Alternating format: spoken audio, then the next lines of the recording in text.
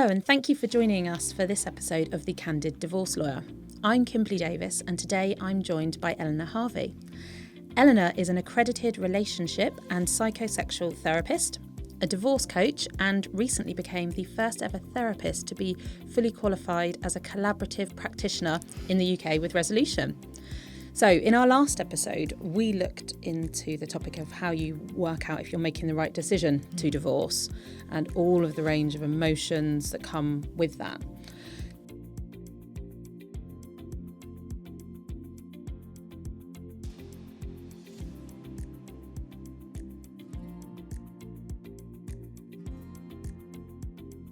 During today's episode, we're going to explore with you one of the hardest conversations I think anyone can have, and that's telling your spouse that you want a divorce. If you've made the decision and you need support on how to approach that conversation, then certainly stay with us today, as I'm sure Elinor is going to give us some wonderful tips and insights, as well as provide some reassurance.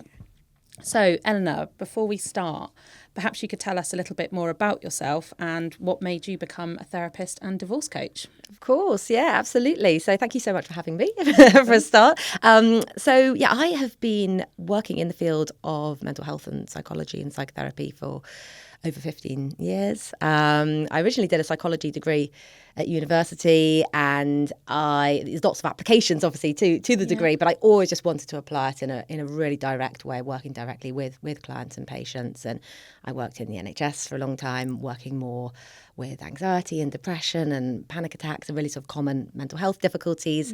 And then I just decided to specialise in relationships, because it's just something I've always been passionate about. I remember at school I wanted to be an agony aunt, and I was editor of the school magazine. I was trying to have an agony column in that, and that didn't go down very well, I think, with the powers that be. And fair to say you've always been fascinated by human relationships then. I've always, and my friends have always been so important to me, and just the way that relationships are formed and the way that they can go wrong. It's just over such small things, but also obviously some major ruptures as well. And I've just always been passionate about trying to help people understand relationships better. I'm always learning.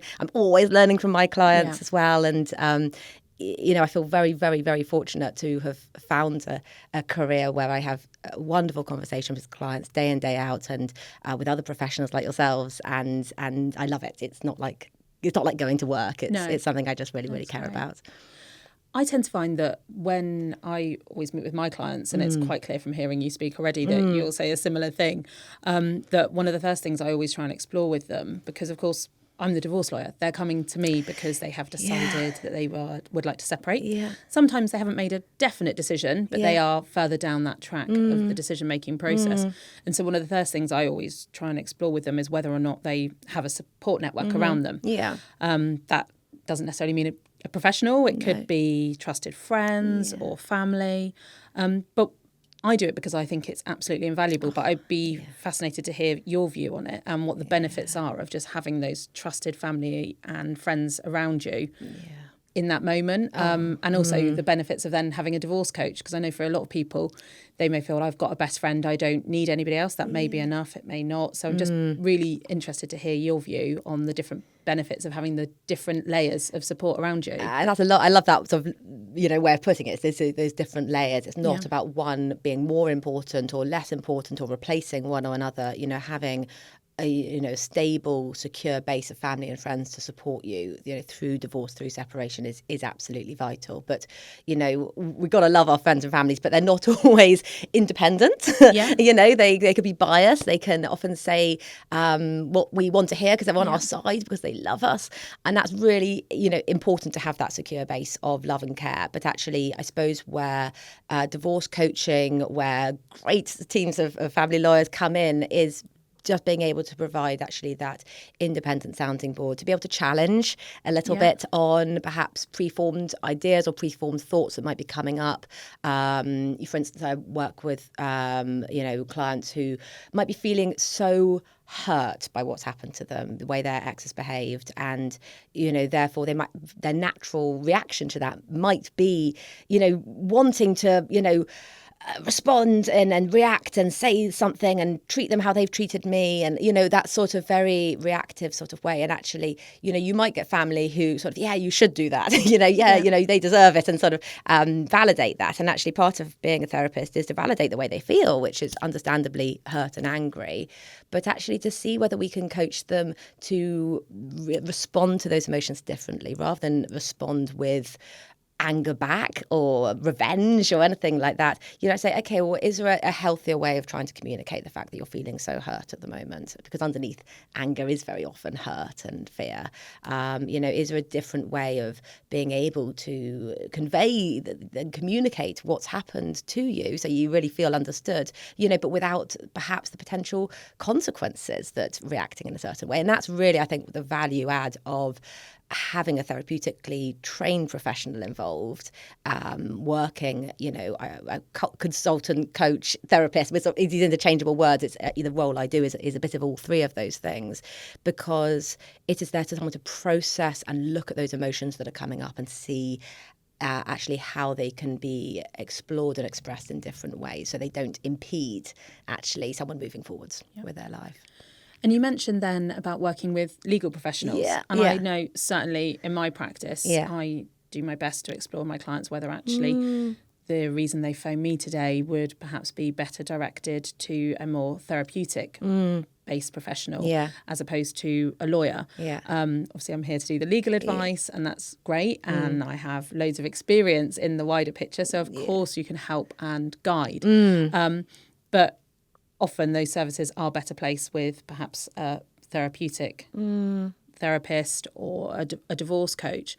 How do you view the legal services aligning with the work that you do? Yeah, it's a wonderful kind of combination. I think trying to get that holistic mesh is something that I'm increasingly passionate about, because I think in the past it's always been that someone goes and sees their solicitor for X, and then we might get a referral for Y, but there isn't the joined up bit. And I think what's happening more and more, which is wonderful, is you're seeing really psychologically informed family law firms come through now, where actually they're saying, actually this needs to be a joined up piece where we're supporting our clients to be seeking that emotional support, and that I'm able to support my clients to be making sure they're getting independent legal advice, so they're staying safe. And it is that more holistic joined up piece. And I think it's really important, because the way that someone might feel might not necessarily align with actually what the law says, actually what they might feel is fair might actually not be realistically what's going to be possible. And actually I think that I have a, through my work and, have a broad experience, a broad understanding of how it works, but I do not have the level of detail that obviously you guys do. And I think that just makes such a difference as people say, actually, it might not seem fair that that this might happen or that might happen, but it is a possibility, and you just need to be really aware of that. And I think having that warm, supportive, but clear approach is such a benefit, because a lot of my clients are just in such flux during divorce. They need that clarity. And I find myself saying to most of my clients at some point during the process that, speaking as a human, I completely understand why they feel this isn't fair, but the law is the law. And sometimes I do have to deliver news that, if you ask me about my moral compass or what I think is fair and right, I may not agree with it. But I'm here to deliver good news and bad news, and it doesn't help just telling people what they want to hear. No, and you're not doing anyone a service, are you? Actually, if you're just placating them. And I think people often are really anxious before they come and see a solicitor or come and see a therapist. And 99.9% of the family solicitors who I've come across are, like you're saying, warm and empathic and understanding and really care about their clients' feelings. But, and that's such an important part of the job. But also having that ability to be actually provide that clarity is a structure people really need at a point when life feels confusing and chaotic and their world's fallen apart. Actually, the really clear legal advice that you're able to provide gives people that containment that is so valuable for them. So, obviously, we looked at the outset what we're going to be talking about today. What tips can you offer people for how to prepare for the conversation?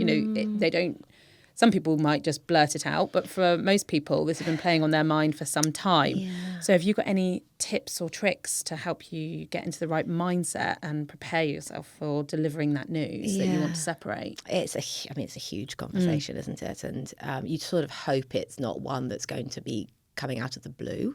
But sometimes, because of the way our brains work, where we get into a sort of what's called a sort of confirmation bias, that we know absolutely, it's certainty in our own mind that our marriage is over, we can sort of start to assume that the other person who we're living with, who's known us for 20 years, of course they would know that. Of course they would feel the same. Of course they've picked up on the hints, but we should never sort of underestimate, I suppose, the power of denial and avoidance and fear and all of those things. And so I think what's really important is when someone is thinking about how to raise that conversation with their partner, is actually to be prepared that their partner may not react as they expect,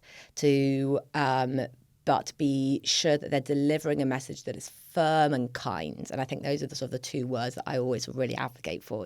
It's about being firm. This is something that, but it's kind. It's coming from a place of, I've been feeling this. I've been noticing this. It's coming from a place of this is what it's been like for me, and this is what I am planning to do. Not getting into a blame game of saying, well, because of you've done that and you've done this and you're always like that or whatever. Yeah. It's just coming from that really, this is my personal experience and plan here, but just taking any time pressure off. I meet with a lot of clients who say, I want to have this conversation before Christmas or after Christmas, or once the schools have broken up, or once the schools have gone back, or once my child's finished their GCSEs, or after he started his new job, or whatever it might be. And people are looking for it has to happen at this very set period of time. And I would say, actually, just if you can take away a time pressure, you're doing such a service to that conversation, because actually it's not a conversation should be rushed, and the timing of it matters, of course. Think through when it is appropriate, perhaps not the morning before, your partner's got a major job interview or something like that, but you do not have to get it done that day or the day after or the next week, unless obviously there is, in some exceptional circumstances, there will be a pressing reason. It's interesting you touched on timing then, because that's certainly my experience. That I speak to so many people that say, I'm going to do it on this day at this time, or I did it on this day at this time because. And actually it's the timing that plays on their mind more than anything else. And I completely understand that, because actually people have been building up to it for a long time, and they might have been having that conversation and driving themselves crazy for years, having that conversation with themselves in their own head. And sometimes people work best to deadlines, so I have a huge amount of compassion. Actually, people say, I have to do it next week because of X, Y, Z. And people will find a reason why they've set a particular time pressure on themselves. And sometimes that can be helpful. But actually, if that pressure is starting to feel like a problem in itself, it might be worthwhile exploring what other options there are. Actually, can you just slow things down? I'm also a big believer in the sort of drip, drip, drip conversation. It doesn't have to be one and done. It doesn't have to be the big announcement and then that's everything. It actually having multiple small conversations and making space to allow those different emotions and those different experiences in those conversations to percolate and come up and be thought through, and give yourselves breaks from it. And that can be sometimes a less scary thought than having to get this one conversation perfect and get it done in exactly the right way. So would you advocate for planning the conversation or letting it flow naturally, or is it a hybrid of the two? I think it's a hybrid of the two. I think having sometimes some bullet point notes, almost have written down in advance what you want to say. I'm a big believer in what we call a no-send letter. So actually getting it down on paper, writing that letter to your partner. It's a beautiful description of that, actually. Yeah, it's really vital, because it helps sort of, when we bring things to written form, like in a letter or an email or a text or notes on your phone or whatever we're doing, we're having to use the sort of front part of our brain rather than our more sort of less evolved back part of our brain, which is more likely to be quite reactive. And, to bring our feelings and beliefs into words requires that little bit of processing, which means that we're less likely to be coming from a highly emotive place. And it means we're putting our thoughts down and getting them in order. So I think that no-send letter is a really helpful thing. I think bullet points are a really helpful thing. But I think it's okay to not get everything, as you say, perfectly done. Don't script your conversation. It isn't going to go exactly how you think it's going to go, because you can't control how the other person's going to react. You can't control how you're going to react. You don't know. You've mentioned already that we can't predict how the other person is going to react and whether or not they view it as a surprise or they saw the signs. And I've certainly spoken to so many people over the years that will say, it was obvious because I said X, Y, and Z. And in the objective mind, you might think, okay, I can see where they were coming from. I can see why they thought their husband or wife could see it coming, but they really don't. No. And, you know, I'm quite used to that. But in that moment, I think people, like you touched upon, have this perception that it has been obvious for ages.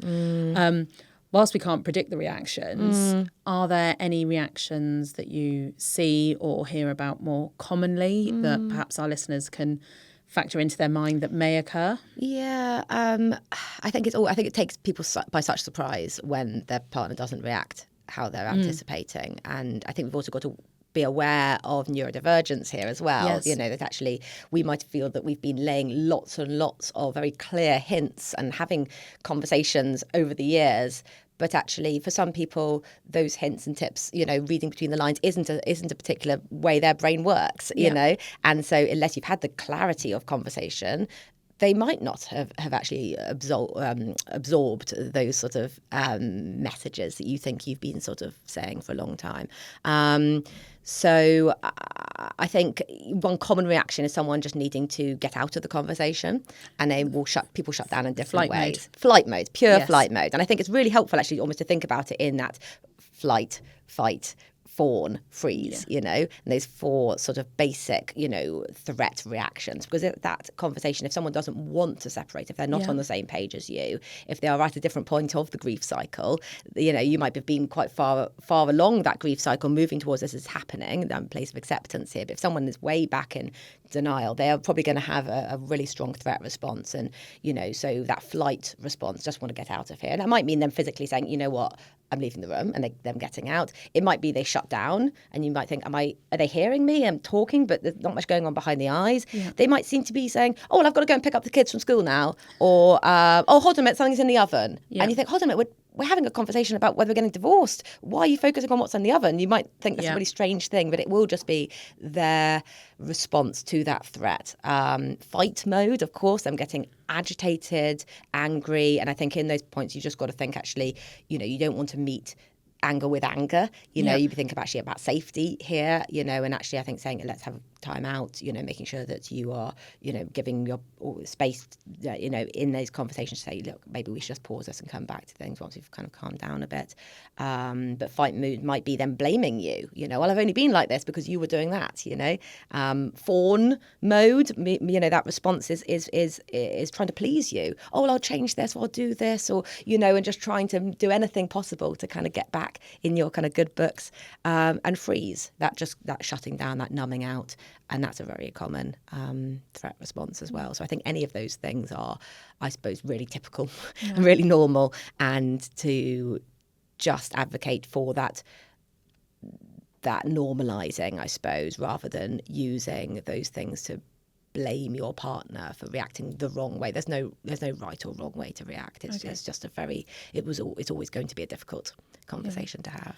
You mentioned there about the grief cycle. Do you mind explaining a bit more about that to our listeners, and of course that people are at different stages from it and how that impacts people's behaviour? Yeah, and it's really useful when thinking about divorce and separation to think about it in terms of grief, because grief is loss, and this is a loss. This is a huge, significant loss of a major attachment, you know, in your life, a marriage, you know, and no one goes into marriage thinking, oh, well, this is going to definitely end in divorce, you know. So even if it's the quality of the relationship hasn't been that great, you know, there has been, you know, likely a very major attachment there. And so when that starts to fray and when you start to lose that attachment, then that triggers off a feeling that's very, very akin to grief. And the grief cycle is something that came from, it's called the Kubler-Ross grief cycle. And this, we see it written down, and it looks like it's sort of this linear line from, you know, going from denial and negotiation and anger and depression, and then moving towards acceptance. And people sometimes feel, oh, which stage am I at? But actually, it's almost better to think of it like a sort of big chaotic bundle of wool. struggle with all of those things.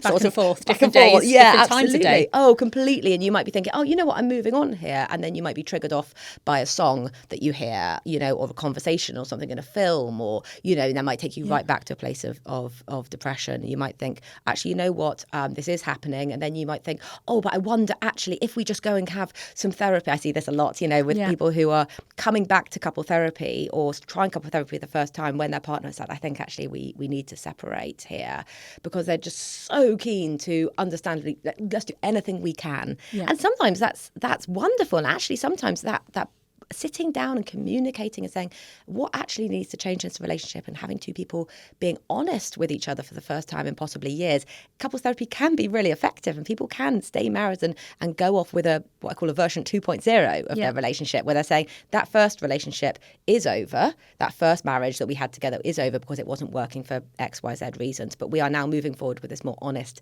healthier version of our marriage.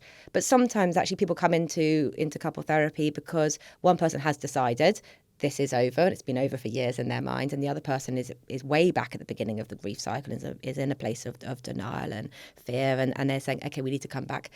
I want to just see what we can do. But couples therapy can still be quite useful, just to have those honest conversations to help that person who is taken aback by the decision to start to say, okay, I hear what you're saying here, and for communication to really happen. And that's very important, obviously, if that couple have got children, you know, they're tied together for life. So actually being able to communicate is still going to be key, even if they're not married. Elinor, you've mentioned that some people react in an angry way, which probably won't be a surprise to our listeners. No, yeah. And you've touched upon safety and trying to de-escalate the situation. Do you mind giving us a few ideas or techniques, just so that our listeners have that in their toolkit, as to how they could potentially de-escalate a situation? Yeah, of course. And it's just so normal. And, you know, it doesn't mean if someone's angry that they are having a disproportionate reaction, unless obviously they're being aggressive, in which case you do need to think, okay, how do I get myself out of this situation? And I think it could be really helpful to tell a trusted friend or family member that I'm going to be speaking to so-and-so in half an hour, you know, can you be available? Can you be by the phone, you know, if I need you, you know, and just, you know, sometimes making sure you've almost got a lifeline in case you know, especially if your partner has any history of aggression, you know, you do need to be thinking very carefully actually how that message is delivered, and whether you are the best person to deliver it, or how it can be delivered in a safe way. I think sort of the more day-to-day angry reaction that we would say is very normal, someone, you know, getting very blaming or asserting that this is your fault or something like that. I think we just got to think you don't meet their anger with anger as well. I think you need to almost be giving yourself a little mantra of saying, like, I'm going to be calm and dignified. It's something I hear a lot of the time. People really want to be dignified in these conversations. So, you know, it's almost thinking, how do I maintain that sort of place within myself? And it might be about showing that you understand how they're feeling, that it makes sense, you know, just showing some validation that, okay, I completely can see why you're so angry. You know, I haven't done this, you know, to hurt you on purpose, but I think it's been really important that I've been clear about the fact that this isn't going to work for us anymore. And it might just be about really focusing on your intention and your focus, but recognizing that, of course, they feel angry. It might be about asking them what they need. You know, say, actually, you know, should I give you some space? Or should we take time out? Should we come back to this later? And, you know, it might be that at that point someone isn't really able to recognise their needs. So you might need to take the lead in that and say, look, I think it's best actually if we just take a break for a bit, and why don't we sit down later once the kids have gone to bed and have a chat through things then, or why don't we have a chat tomorrow, you know, after we've done the school drop-off or whatever it is. But I think the most important thing is just trying to, you know, find out how you hold that kind of calm place in yourself so that you're not triggered into reacting back at them. And that can just be really challenging. Which, again, we go full cycle to what you were speaking about a moment ago, that actually making sure you're in the right place to have this conversation, not those time pressures that it will happen on this day, this time, that you're in the right zone. Because it is really hard not to react to angry situations. No, absolutely. And anger is something that can feel very distressing for lots of people to be confronted with anger, especially if you have any personal history around angry parents or angry partners in the past or things like that. You know, anger can be really scary. So it is sometimes about saying, actually, what is it that I need right now, and not being afraid to advocate for your needs in those situations too.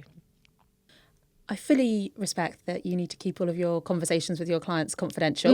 And I know that will be something that you will hold dear and stick to. Absolutely. But do you mind giving us some examples of reactions or how some of your clients have shared with you they have delivered the news to their partner, how their partner reacted? Just a couple of examples so that our listeners can really relate to it. Because, of course, we've chatted theoretically about how people can react, but it would be quite nice if you don't mind just sharing some real life examples, of course on a no names basis. No, of course. I'm thinking of a female client, this was a year or so ago, but they came specifically to therapy because they just wanted to almost rehearse that conversation, because they were so scared of that conversation, because they were so scared of the impact it would have on their partner, who they really cared for, who they'd raised a family with, and they had a lot of love for in lots of ways, but just they were desperately unhappy. They felt very lonely in the relationship, and they had done for years, and they felt it was sort of a bit of a now or never at the point they were at in their life.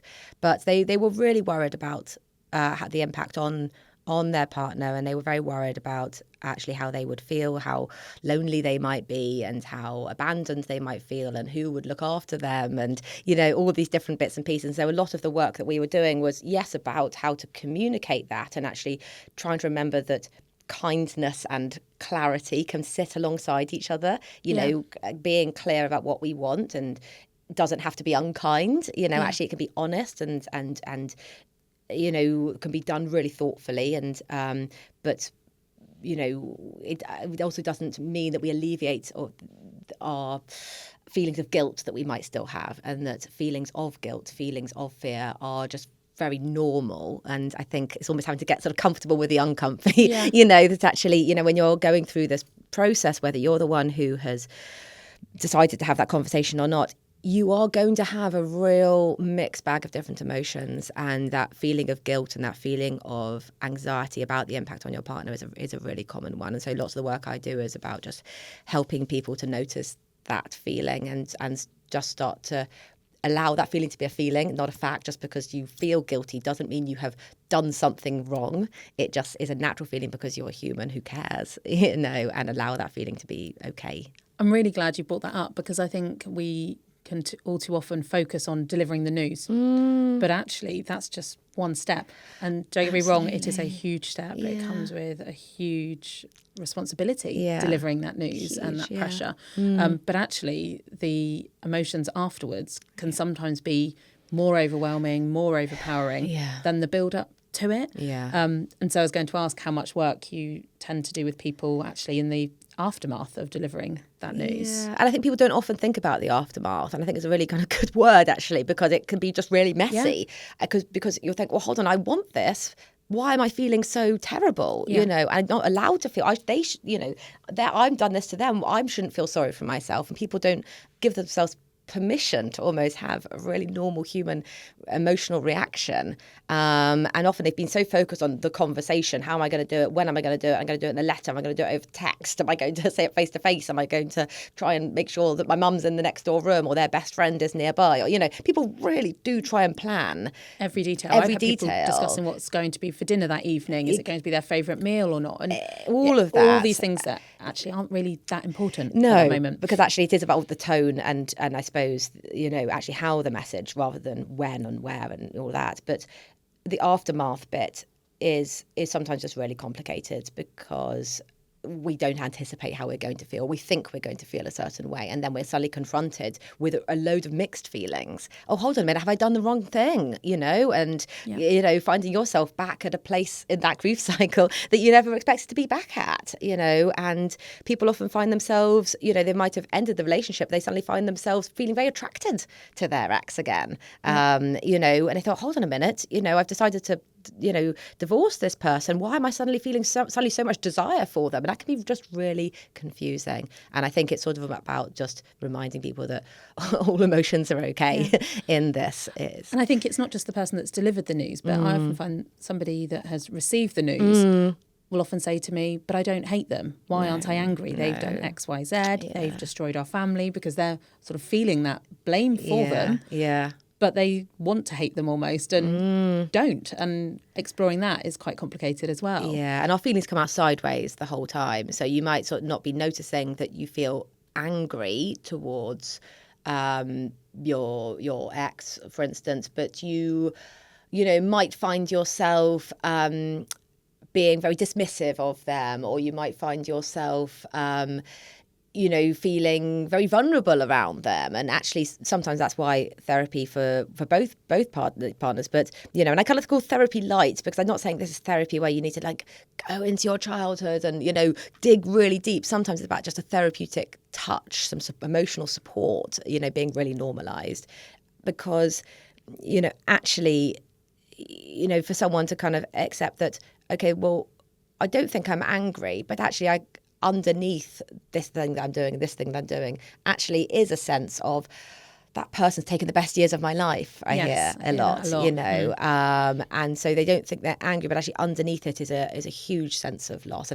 I do always say that anger is often a secondary emotion, because underneath that anger is often loss and fear and sadness and hurt, and those are the emotions that we often just need some support with.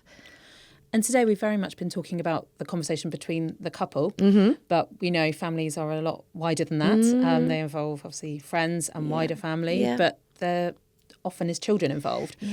Do you offer support and guidance in how to talk to your children once this decision has been made? Yeah, absolutely. And that's part of my passion really for doing this work and training as a collaborative practitioner, so that I can really support not just one person or the couple, but actually really think about the whole family here. And they are still a family. They might be a family of a different shape, a separated family, but they are still a family. And that family and the well-being of those children needs to be absolutely at the forefront of all of these conversations. And therefore thinking as a family, how do the children need to receive this information? When is the best time for them? And how can we sit down together and, put our own stuff aside so that we can deliver a united, clear, honest, I say honest, I mean, I suppose age-appropriate honesty, but actually children do need honesty. They don't need, it might happen, or, it should be like this. Or, they need actually, if you don't know what it's going to look like, it's much better to say, we're not sure on all the details right now, but we know that we both love you, that you will both be safe, that you will always have a home, and just providing what honesty you absolutely can, and making sure they really know it's not their fault. And I think that's sort of a line to remind the children it's not their fault kind of gets thrown around. Everyone's like, well, of course, we don't want the children to think it's their fault. But it's such a common thing that children believe that it's something they've done, and it's sometimes just in the nuances of conversations of parents saying, well, just in the last few years we've noticed ourselves growing apart, and the child's like, oh, that's because I have been naughty at school over the last few years, and they can start to make links with what might have been going on in their lives in different ways. And so I think it's almost a message you can't deliver enough. People say, well, of course it's not your fault, but actually I think almost giving children the permission, in those conversations, being able to say, I wonder at some level, do you sometimes still feel this is your fault? What's that like for you? And, I know 100% certain that this isn't your fault. This is something that's between mummy and daddy, but, is that a thought that comes up for you? And what can I do to help you with that? And not being afraid of those conversations and leaning into trying to think, actually, what assumptions might my child be holding right now? And I think that's just very hard to do if you're also processing lots of your own emotions. If you've had an experience of grief or loss, it can be really hard to talk to your children, because you don't also sometimes want to be confronted by their vulnerability when you're also dealing with your vulnerability. And that's, again, why I'm still flying the flag for therapy and emotional support here, because, actually, if you've got an outlet to help support you with your emotions and give you a space to process it, it just means that you're more regulated, you're more able then to provide that support and emotional regulation to your children, rather than think, oh, I'm just going to brush it under the carpet, or I've told them that it's not their fault, so that's sort of enough. But I think actually really encouraging parents to lean into those conversations and to keep talking about it and keep talking about it and keep showing empathy and awareness of actually what might be going on, and keep creating a space for questions to be raised, even if they're difficult questions to be asked. It's vital, isn't it? Oh, that's great. And finally, I was going to ask for some tips for our listeners if they're delivering the news to children, their partner. Yeah. Frankly, you've given us loads of tips and tricks throughout the podcast today. Yeah. But if you could give 2 top tips, for example, to our listeners to deliver this news, be it to their partner or their children, what would they be? I think top tips is about looking after yourself. Because if you aren't regulated, and this is sort of, again, a bit of a broken record, if you aren't regulated, if you aren't in a good place, that conversation is not going to go well. Putting your life jacket on before you help others, absolutely, isn't it? Yeah. And we know it logically, but sometimes emotionally, because we're so keen to have the conversation, we're not actually checking in with ourselves, saying, how am I? Am I really okay to have this? Okay, I'm feeling a bit scared. Okay, what can I do to help myself with this feeling? And it might just be about kind of giving yourself a few deep breaths. It might just be about noticing tension in your body. It might be about having a call with a friend. Whatever it is, what does regulation look like for you, whether that's exercise or... So I think just throughout this process, whether you are on the telling end of things or the receiving end of things, or as a parent trying to work out how to deliver a message to your children, actually checking in with yourself. How is my regulation? And I think just a little bit of allowing all the feelings, that they are not going to be there forever. If someone reacts in a really angry way, they're not going to be angry forever. If someone walks out the door and avoids that conversation, they're not going to avoid that conversation forever. I think we've just got to almost see like a zoom out lens from this and say, we can get so caught up in the minutiae of different conversations, but actually people don't remember the minutiae. What's remembered is actually how kind you were, how thoughtful, how supportive, how clear, and, allowing a range of different reactions, both within yourself and within the other people that you're telling, and not berating or blaming anyone for their natural and emotional responses, because it's just a roller coaster. It's going to be up and down for a while, and that's okay. Oh, thank you so much for joining us today, Elinor. It's been really insightful, and I'm sure you've offered our listeners a wealth of useful tips and some comforting advice, which is just so important. Thank you. And a big thank you to all of our listeners for joining us today. If you'd like to find out more about Elinor and her therapy services, please visit the links in the episode description below. And to keep informed about our upcoming podcasts, please follow the Candid Divorce Lawyer podcast, subscribe to our page, and we also welcome all reviews. Thank you for listening.